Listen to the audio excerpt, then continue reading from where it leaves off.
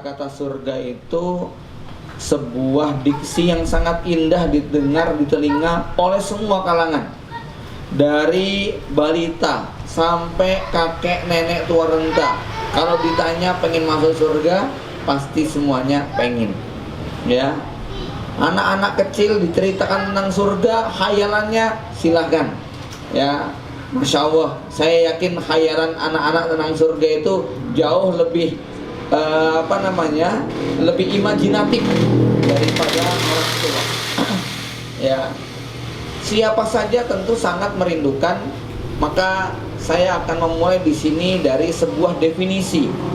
Ya, apa hakikat daripada jannah atau surga yang Allah Subhanahu wa Ta'ala banyak ceritakan di dalam Al-Quran.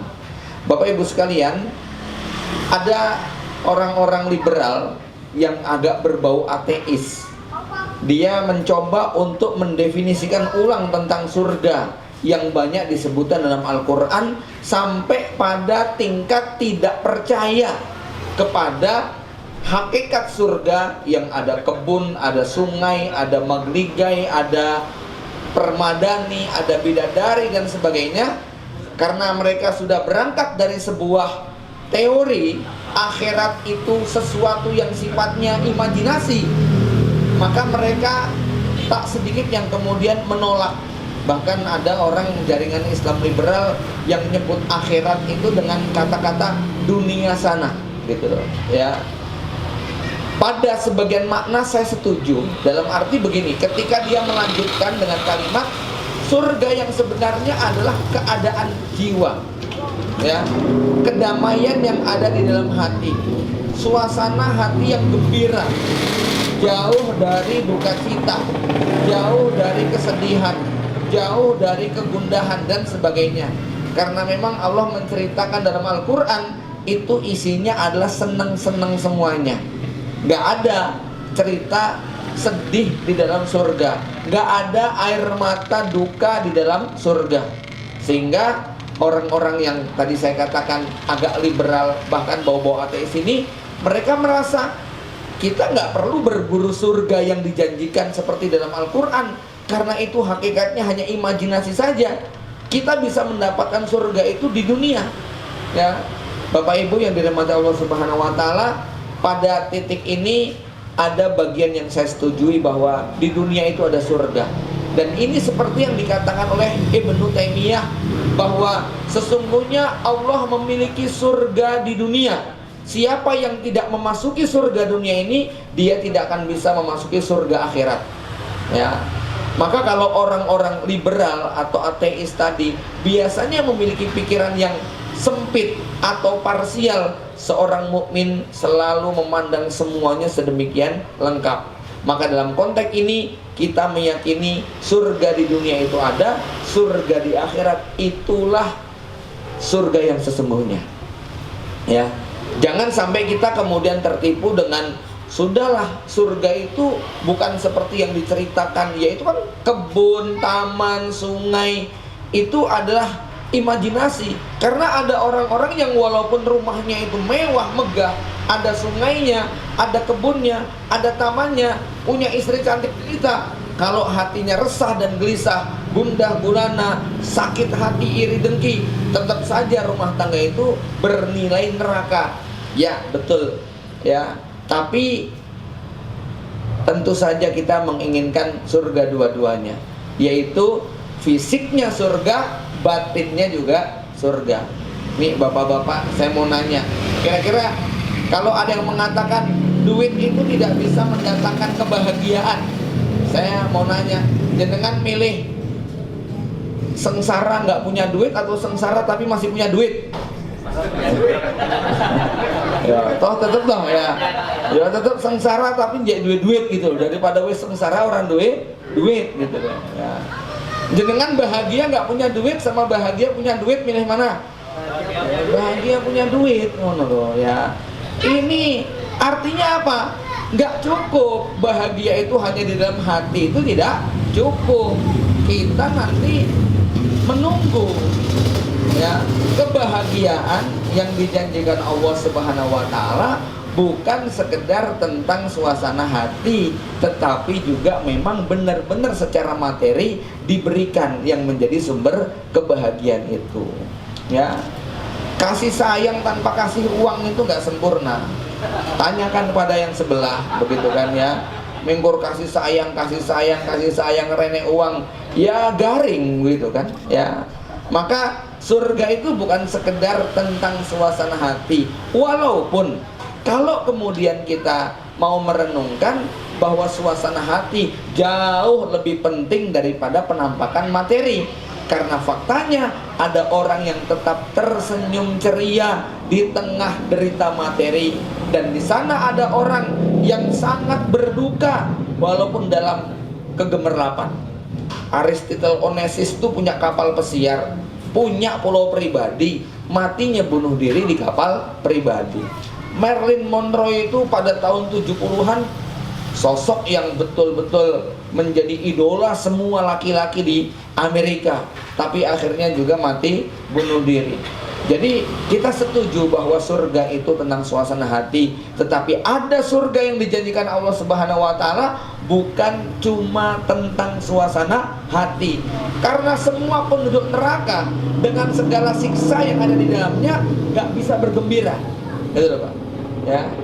Ini ya, semua penduduk neraka ya, yang Allah ceritakan dalam Al-Quran itu, walaupun hatinya bagus, tapi kalau masuk neraka tetap nggak ada yang senang. Sebaliknya, orang yang sangat menderita di dunia tapi kemudian akhirnya dimasukkan dalam surga, maka dia akan bergembira. Bapak Ibu yang dirahmati Allah Subhanahu wa taala, ini poin yang pertama. Maka saya ingin membawa pada poin yang kedua tentang bagaimana kita memaknai atas setiap peristiwa supaya dia menjadi surga bagi keluarga kita. Ada yang kenal dengan seorang profesor bernama Maurice Bucaille yang menulis buku Bible, Quran, and Science. Maurice Bucaille ini seorang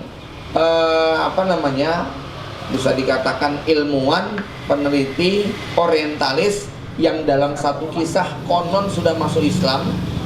Kemudian dia menemukan banyaknya kesesuaian antara teori-teori Quran dengan realitas sains modern ya. Nah, di dalam mukadimahnya buku tersebut beliau mengangkat sebuah kisah tentang perbedaan antara seorang mukmin dengan orang kafir barat. Ya, di mana orang kafir barat ini hanya mampu menangkap sesuatu yang sifatnya materi, tidak mampu menangkap hakikat di balik sebuah peristiwa. Ya, dia hanya melihat pohon adalah pohon, sungai adalah sungai, gunung adalah gunung, langit adalah langit, tidak mampu menangkap bahwa di balik langit itu ada zat maha pencipta yang sedemikian kompleks penciptaannya, rumit strukturnya ya, yang kemudian mengajak kepada kita untuk tadabbur.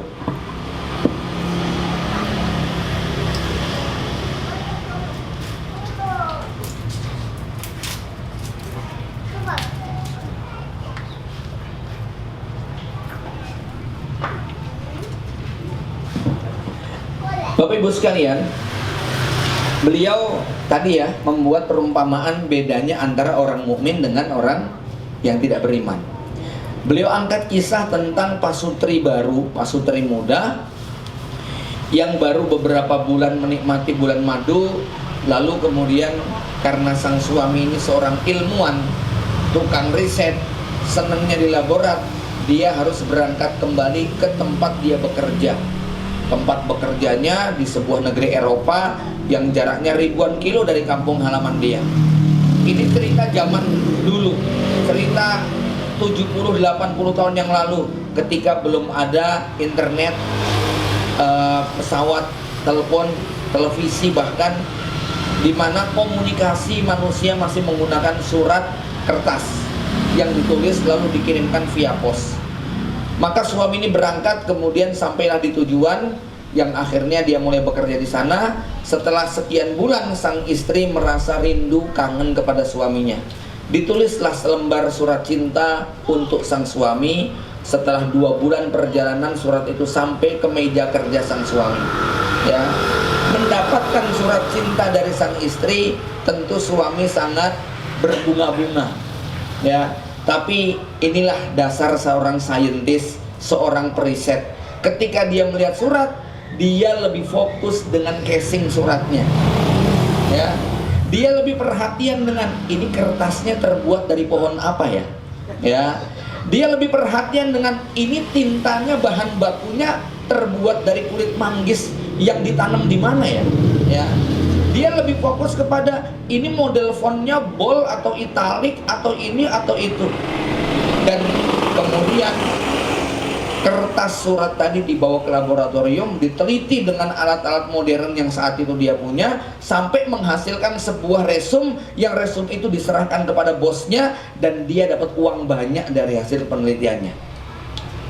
Dan dia nggak tahu isi surat itu apa, gitu ya.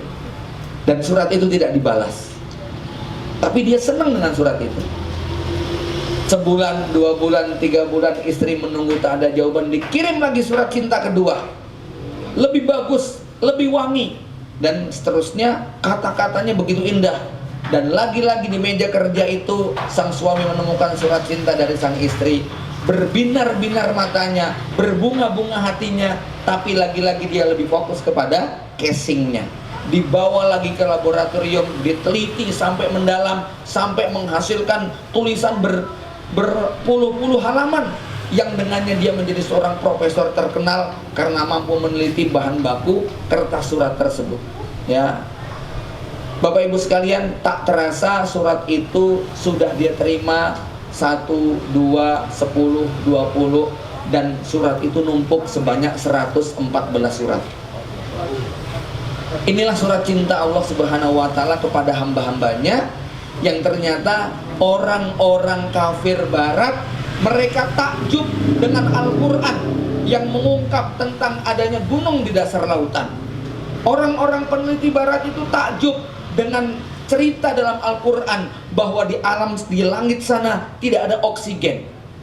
Mereka takjub bahwa Al-Quran sudah berhasil menyingkap madu itu sebagai obat yang sangat menakjubkan. Mereka kagum dengan kandungan Al-Quran yang menceritakan tentang pertemuan 2 lautan yang tawar dan yang asin.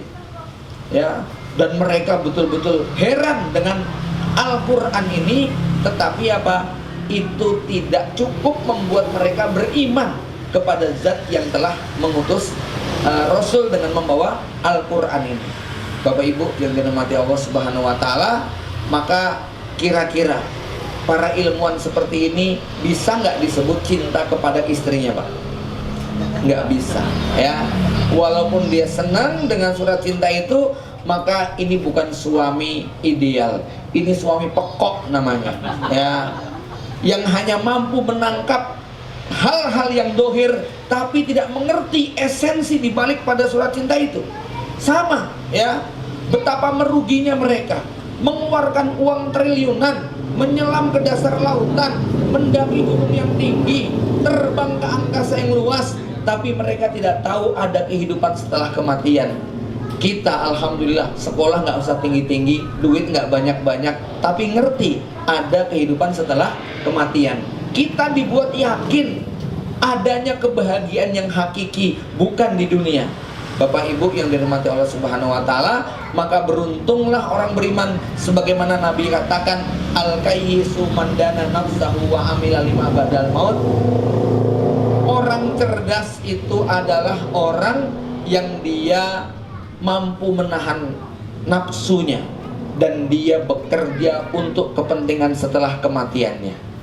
Bapak Ibu sekalian, terus apa hubungannya dengan keluarga? Nah, inilah, ya, mampu nggak kita melihat surga dalam rumah tangga kita, walaupun penampakannya adalah istri yang cemberut, ngomel dan ngamuk, anak yang rewel, mertua yang julid, tetangga yang usil, ekonomi yang sempit, ya, tubuh yang sakit.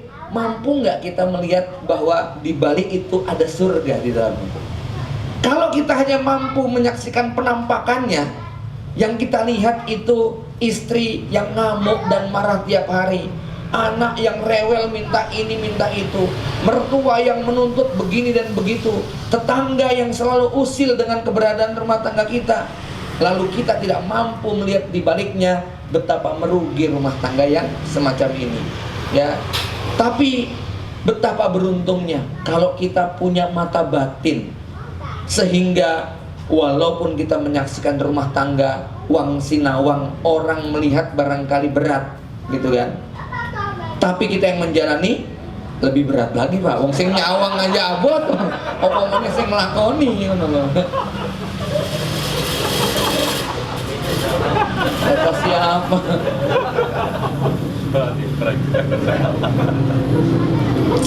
Kalau orang bilang kok bahagia banget ya, belum tentu bahagia. Tapi kalau orang bilang kok kamu abot banget loh, apa meneh sing nglakoni ngono lho Pak, gitu loh ya. Wong nyawang tok wis abot ngono lho, apa meneh nglakoni ngono ya. Enggak, Bapak Ibu yang dirahmati Allah Subhanahu wa taala. Jadi mampu nggak kita melihat ada kepingan-kepingan surga di dalam rumah tangga kita, walau penampakannya itu adalah neraka dalam tanda kutip. Ya, karena Ustadz Fadil Azim kan mengatakan seandainya di dunia itu ada surga, surga itu bernama rumah tangga, dan seandainya di dunia itu ada neraka, neraka itu juga bernama rumah tangga. Ya, maka Ibnu Taimiyah tadi mengatakan di dunia ada surga, siapa yang tidak memasukinya, dia tidak akan bisa memasuki surga akhirat. Tentu saja yang dimaksud Ibnu Taimiyah ya, bukan surga yang berarti rumahnya harus mewah, mobilnya harus mahal, bajunya harus yang terbaru, menu favoritnya harus tersedia, bukan. Tetapi ini tentang suasana hati, di mana beliau dalam satu syairnya mengatakan, ma fa'alu a'daibi, apa yang bisa diperlakukan musuh-musuhku terhadap diriku. Kalau mereka memenjarakan aku, berarti aku bisa berduaan dengan Robku. Kalau mereka mengusir aku bisa bersiahah gratis tanpa harus membayar. Kalau mereka membunuh aku, maka berarti mereka mempercepat perjumpaanku dengan kekasih hatiku. Lihat itu ya. Maka ada seorang yang di tiang gantungan itu, dia tetap bisa tersenyum. Kenapa? Karena eksekutor hanya bisa merampas fisiknya, hanya bisa menyita asetnya, tetapi mereka tidak mampu untuk mencuri hatinya. Dalam proses dieksekusi, senyumnya tetap lebar, hatinya tetap merdeka. Nah inilah ya Bapak Ibu yang dari mata Allah, betapa pentingnya kita punya surga dunia yang semacam ini. Sehingga walaupun suasana kehidupan rumah tangga kita barangkali dalam ukuran materi, dalam ukuran dohiriyah, kita bukan termasuk orang seperti para selebgram, artis, selebritis yang hidup berkecukupan, yang hidup berkelimpahan, tetapi karena Allah telah memberikan surga di dalam hati kita, kita tetap bisa menikmati dengan senyum ceria ya. Dan ini yang menjadi penting. Pertanyaannya, bagaimana kemudian kita bisa merasakan itu semuanya? Bagaimana senyum kita tetap lebar saat punya duit dan gak punya duit? Bagaimana senyum kita tetap mengembang saat istri cemberut dan tersenyum? Bagaimana hati kita tetap lapang saat anak kita sehat ataupun sakit? Bagaimana jiwa kita tetap riang saat mungkin orang tua, mertua, mereka banyak melakukan intervensi dalam rumah tangga kita? Bagaimana itu kita bisa miliki semuanya? Nah, ini tentu tentang mental surga yang ada di dalam jiwa kita ya. Jamaah yang dirahmati Allah, karena besok salah satu dari puncak kebahagiaan orang-orang beriman adalah seperti yang diceritakan di dalam surat Ar-Ra'd ayat 21, 22, 23, 24. Setelah Allah menyebutkan sifat-sifat orang beriman, yadra'una bil hasanat ya, yang membalas keburukan dengan kebaikan, yasiluna ma'amarullah, menjalin silaturahmi, bersabar terhadap ujian, menegakkan sholat, membayar zakat dan sebagainya.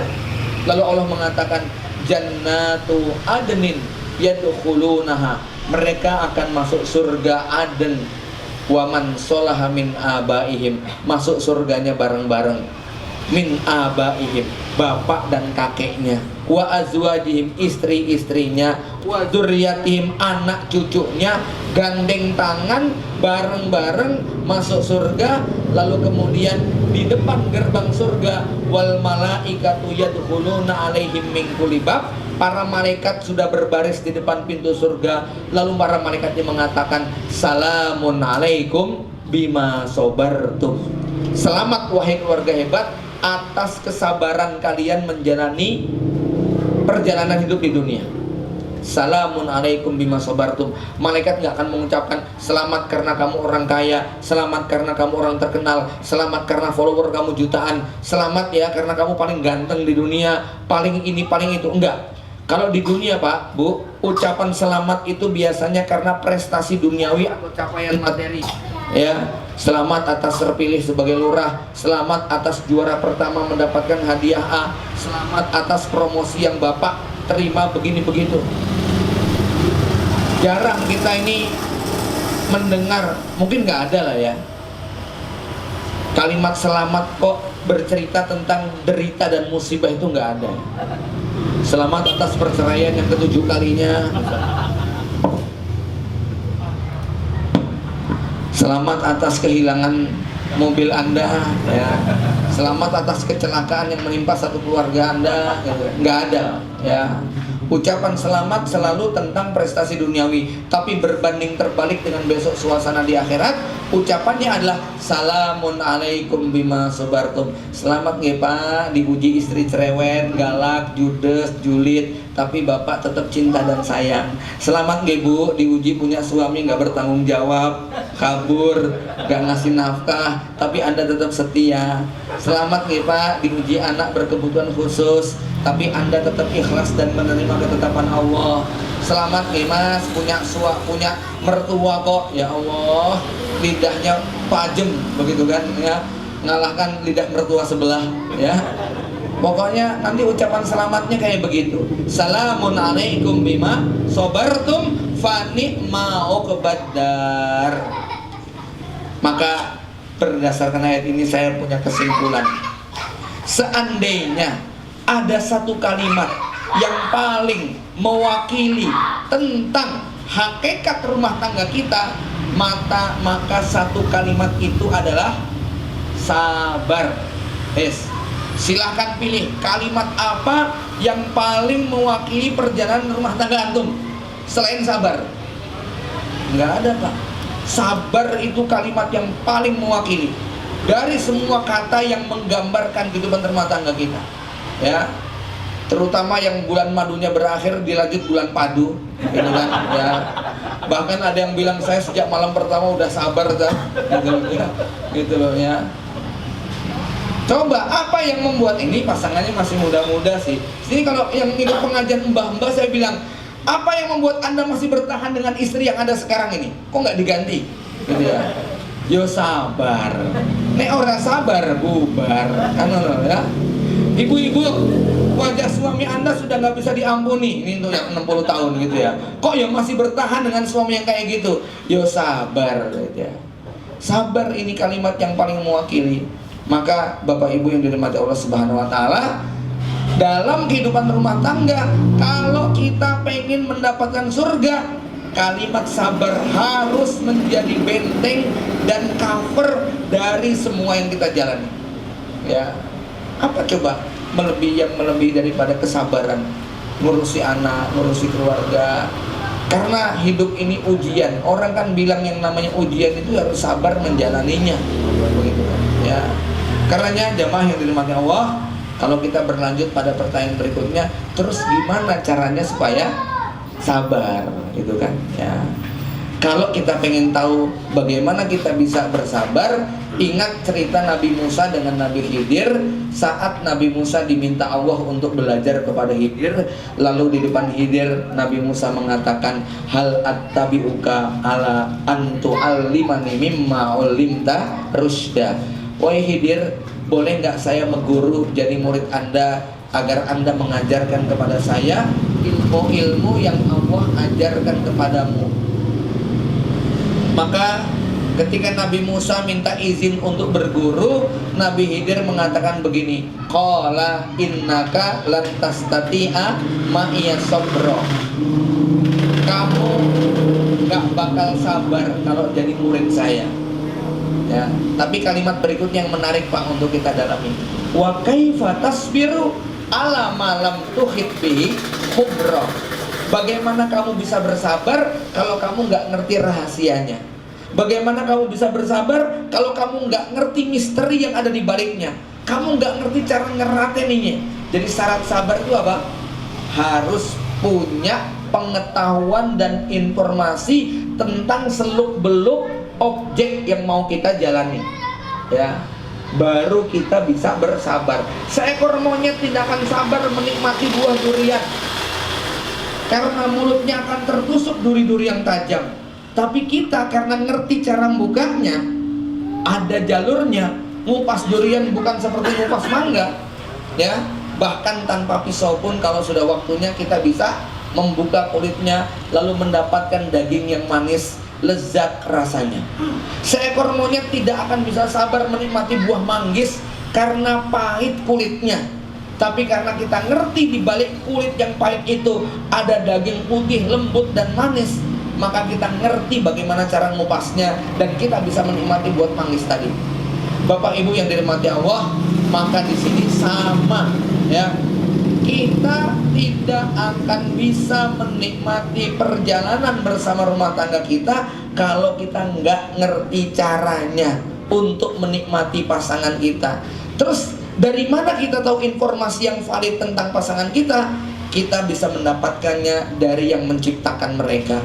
Allah Subhanahu wa taala berfirman dalam Al-Qur'an, "Ya ayyuhalladzina amanu inna min azwajikum wa auladikum aduwwal lakum."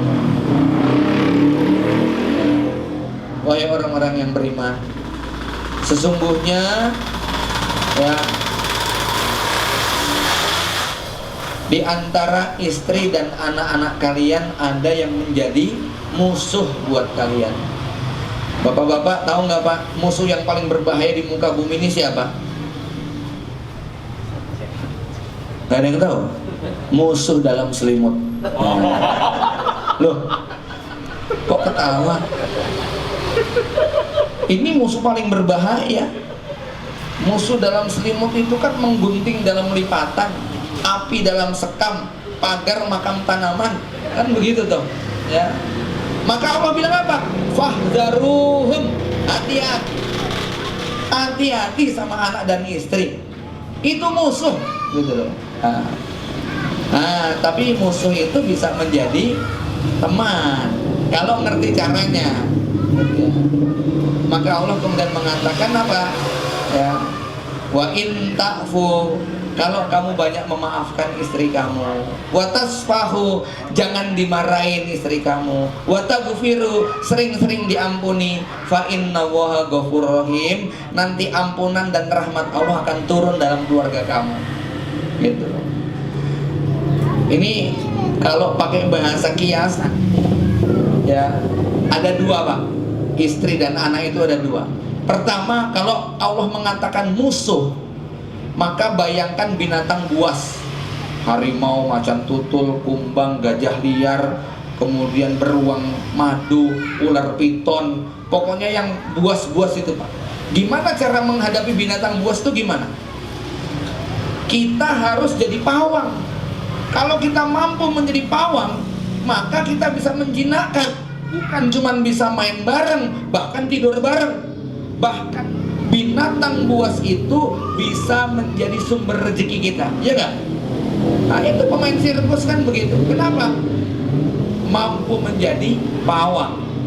Sama, kalau Anda gagal menjadi pawang buat istri dan anak Anda, ya udah musuhan terus. Tapi kalau Anda bisa menjadi pawang buat mereka, jinak mereka, gitu ya. Ini bukan kok kami disamakan dengan binatang buas.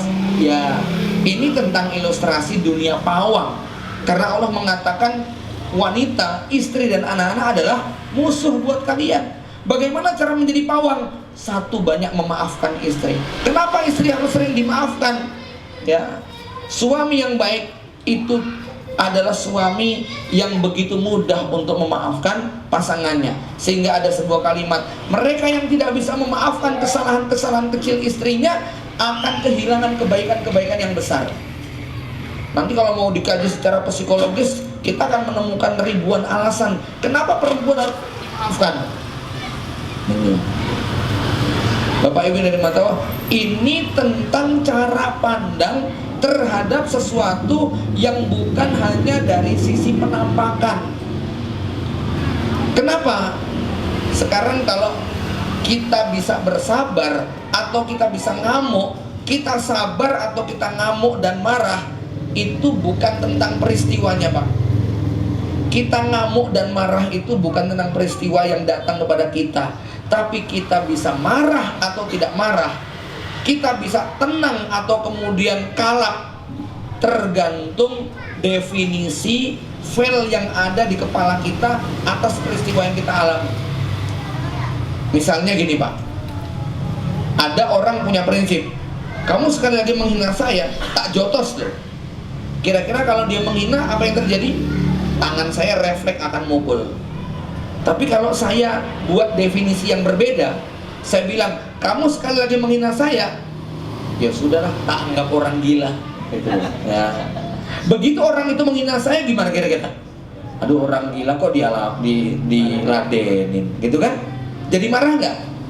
Nggak jadi marah. Sama, jenengan ketemu sama orang gila di jalan, terus ngomong gini, ya, Mas Harun jelek, begitu kan? Marah nggak kira-kira? Nggak jadi marah. Kenapa? Yang ngomong orang gila. Nah, sekarang coba kita lihat istri kita. Gitu, ya. Apa kata Rasulullah tentang istri kita? Aku tidak melihat orang yang naqisatul akli, melebihi daripada perempuan. Perempuan itu kata Rasulullah apa? Naqisatul akli, akalnya nggak genep. Mau istri dengan S2, S3, selama dia perempuan, kata Rasulullah, naqisatul akli, akalnya tidak sempurna. Kira-kira kalau ada suami yang marah sama istrinya, waras nggak itu, Pak? Hah? Waras nggak? Nggak waras. Ngadepin orang nggak genep kok marah-marah. Ya. Loh iya, jangan sepakat. Ya. Maaf ya, Nabi menyebutkan begini bukan untuk merendahkan perempuan. Nabi menyebutkan begini supaya laki-laki sadar, bukan laki-laki yang suka marah-marah sama perempuan. Gitu loh, ya. Allah sudah takdirkan mereka naqisatul akli, naqisatud din, agamanya kurang, akalnya nggak sempurna. Sabaqat atifatuha aklaha, perasaannya lebih dominan daripada logikanya. Bahkan yang paling parah, wadoat lisanaha amama akliha, perempuan itu meletakkan mulutnya di depan otaknya. Berarti otaknya di mana? Di belakang. Nah, di belakang seringnya apa? Ketinggalan. Ya. Wajar kalau perempuan itu ngomongnya suka begitu. Laki-laki jangan emosi. Mau ngelihat surga apa tidak? Jadi kalau saya umpamakan tadi ya, binatang buas laki-laki harus jadi pawang, ibarat buah seperti manggis dan durian, kulitnya memang pahit, kulitnya memang tajam, dalamnya itu loh. Ya. Mana loh? Ya. Anda fokus sama kulitnya atau fokus sama dalamnya? Nah, sekarang ini Bapak Ibu sekalian, ya. Anda kalau ketemu sama orang terus dia ngeludah di depan muka Anda, perasaannya gimana, Mas? Marah. Kenapa? Karena definisi ludah adalah penghinaan. Tapi itu nggak berlaku pada sebagian penduduk di Afrika, di mana simbol rasa kangen mereka kalau lama nggak berjumpa, lalu mereka bersapa, caranya meludah ke kiri dan ke kanan. Twin juga. Ya. Ludah tetap ludah, bentuknya tidak berubah. Yang berubah adalah definisi di kepala. Gitu loh. Ya. Di kepala kita ludah itu artinya penghinaan, di kepala mereka ludah artinya penghormatan. Gitu loh, ya. Maka mereka nggak jadi marah. Pertanyaannya sekarang coba redefinisi ulang semua penampakan istri Anda. Gitu loh, ya. Cemberut artinya apa? Gitu ya. Ngamuk artinya apa?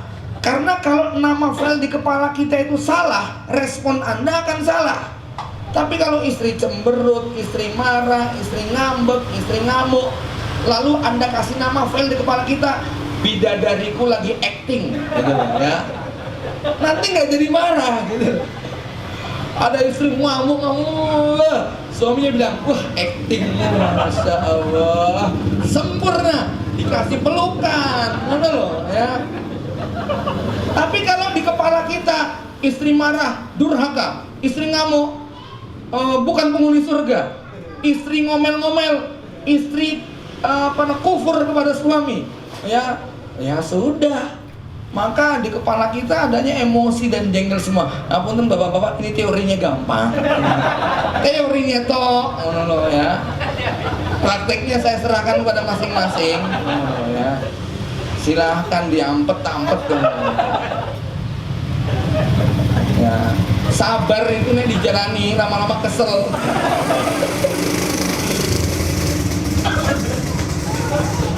Ya betul Pak. Enggak, kan harus realistis juga dong, gitu kan ya. Faktanya pahit, yo pahit tak. Nah, lihat di baliknya, gitu loh. Lihat di baliknya. Ibu-ibu juga begitu. Coba definisi di kepala Anda itu apa tentang suami. Kalau di otak Anda, wajah suami itu apa? Pintu surga, pintu surga, pintu surga. Dengan itu akan semangat menyambut suami. Kalau definisi di otak Anda, suami ada benteng neraka, benteng neraka, benteng neraka, itu betul-betul menghunjam di dalam hati kita, maka istri akan punya kesabaran tinggi. Nggak ada istri bakar suami hanya gara-gara gaji ke-13-nya dipakai buat judi, gitu kan ya. Nggak ada suami gebukin istri hanya gara-gara sesuatu yang sepele. Ini semua tentang definisi surga di kepala kita, gitu ya. Bapak Ibu yang dirahmati Allah, udah jam 17.16 ya, seperempat jam lagi maghrib. Sementara ini dulu, kalau mau diskusi masih ada sedikit waktu. Intinya perindu surga ini ada dua surga, surga dunia dan surga akhirat.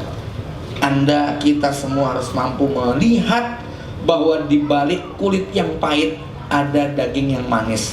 Di balik duri yang tajam ada daging durian yang lezat. Begitulah di balik semua kepahitan, penderitaan, air mata, dan kekecewaan ada surga yang dijanjikan. Sebelum surga akhirat nanti kita terima dari kalimat malaikat yang mengatakan salamun alaikum bima sabartum, kita sudah merasakannya di dunia. Inilah yang dimaksud Ibnu Taimiyah tentang surga dunia sebelum nanti kita masuk surga akhirat. Aku qauli hadza, assalamualaikum warahmatullahi wabarakatuh.